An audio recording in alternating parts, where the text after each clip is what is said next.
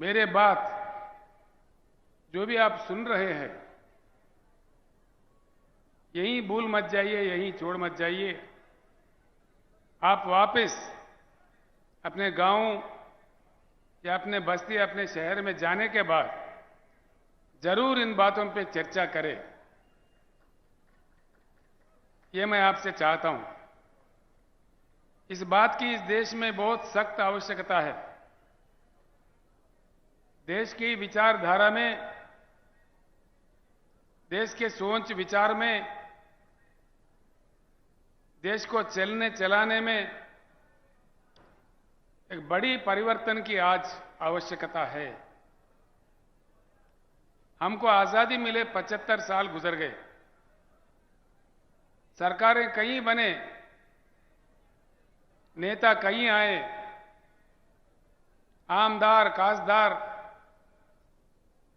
मंत्री, मुख्यमंत्री, प्रधानमंत्री कई बने। उनको हम ही लोग बनाते गए। एक बात पे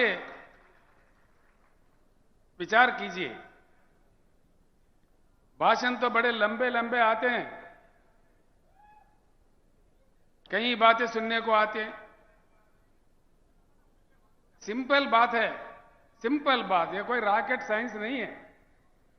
मैं जो बात आपके सामने रखना चाह रहा हूं, ये कोई रॉकेट वाला मामला नहीं है, बड़ा साइंस कुछ भी नहीं है इसमें, मामूली बात है। 75 साल के आजादी के बाद इतने मुख्यमंत्री, इतने पार्टियां, इतने सरकारें, इतने प्रधानमंत्री बनने के बाद आज देश में ना पीने को पानी मिलता है, ना सिंचाई को पानी मिलता है, ना बिजली मिलता है। ये क्या दिया नहीं जा सकता? ये है, उसकी इन चीजों की उपलब्धि नहीं है। चक्कर क्या है, इस चीज को समझना है। हम समझ के भी ना समझ नहीं रहना चाहिए। एक बार समझ में आया तो एकजुट होना चाहिए। मेरा इतना ही बात है। आज के समय बड़ा दुख होता है, महाराष्ट्र राज्य में सबसे ज्यादा किसान आत्महत्या कर रहे हैं। क्या कारण है, क्या बात है? दया करके सोचिए।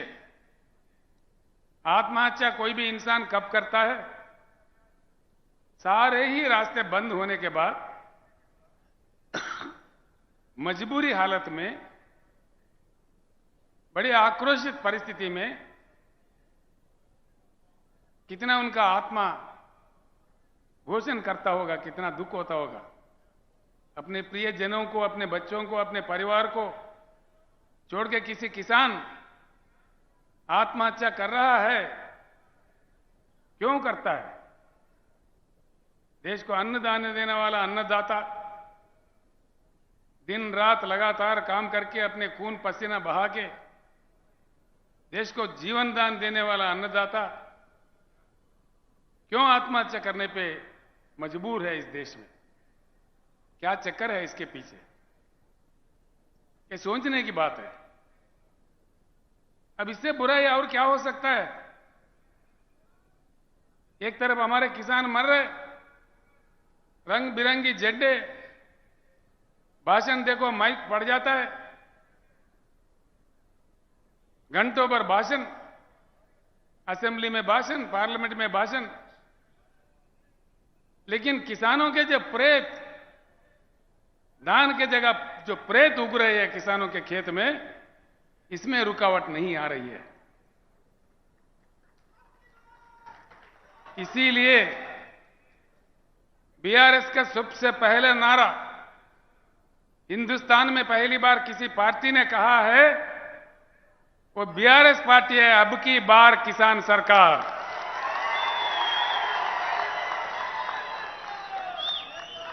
अब की बार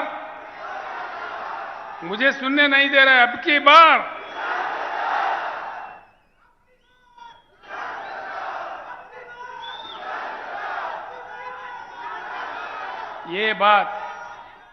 ये बात अगर हमारे किसान समझे,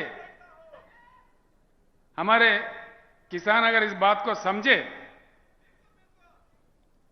धर्म के नाम पे, रंग बिरंगी झंडों के नाम पे, जाति के नाम पे, राजनीतिक पार्टियों के नाम पे बंटवारा नहीं होते हुए अगर हम एकत्रित हो, एकजुट हो, वज्रमूठ हो, ये कोई असंभव बात नहीं है। सिंपल बात है, इस देश में किसानों की संख्या 42% से ज्यादा है। 16 करोड़ हमारे किसान परिवार है और उसमें मजदूर खेती, हमारे खेती पे काम करने वाले जो मजदूर भाई है, हमारे साथी है, वो दोनों अगर मिला दिए हम 50% से आगे है। सरकार बनाने के लिए इससे ज्यादा ताकत नहीं चाहिए। एक ही बात गांव में जाके चर्चा कीजिए आज रात में, आज में, कल में, जब आपको टाइम मिले, अपने दोस्तों के साथ, अपने किसानों के साथ संजीदा बैठ के चर्चा उठाइए। क्या केसीआर ने आके नांदेड़ में ऐसा कहा कि ये बात सच है कि झूठ है? मैं इतना ही आपसे प्रार्थना करता हूं, जो लोग समझते हैं बात को एक दीप से दूसरा दीप जलाए जैसा, बात को फैलाना चाहिए, समझाना चाहिए। मुझे पूर्ण विश्वास है भारत बुद्धिजीवियों का देश है, बुद्धुओं का देश नहीं है।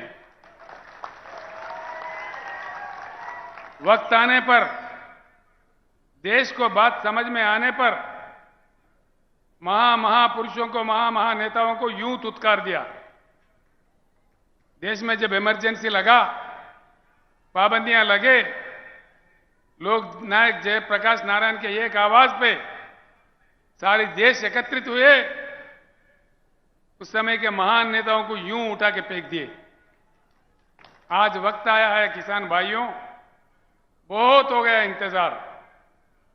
75 साल काफी लंबा ही समय होता है। अब तक हम हल चलाते हुए कलम किसी और के हाथ में दिए। किसानों को आज सिर्फ हल चलाना नहीं, कलम चलाना, कानून बनाना भी सीखना चाहिए। बोलने से फायदा नहीं है भाइयों, खाली बोलना नहीं है, नारा लगाना नहीं है। खुद बन जाओ आमदार, खुद बन जाओ खासदार, तभी बनेगा किसान सरकार। ये चेतना अगर आ गया, मैं एक बात आपके सामने रखता हूं, मैं कोई अमेरिका का कहानी या किसी अन्य देश का कहानी या किसी अन्य राज्य का कहानी नहीं कहता, जो अपने महाराष्ट्र राज्य में उपलब्ध है। भाई क्या बात है, अब एक ही बात है, जब भी चुनाव आता है ना, चुनाव आने पर क्या हो रहा है, किसी न किसी पार्टी जीतता है, किसी न किसी नेता जीतता है, लेकिन जनता हारता है। अब कुछ उल्टा होना चाहिए। आगे चुनाव जब भी होगा, जनता को जीतना चाहिए, वो किसानों को जीतना चाहिए।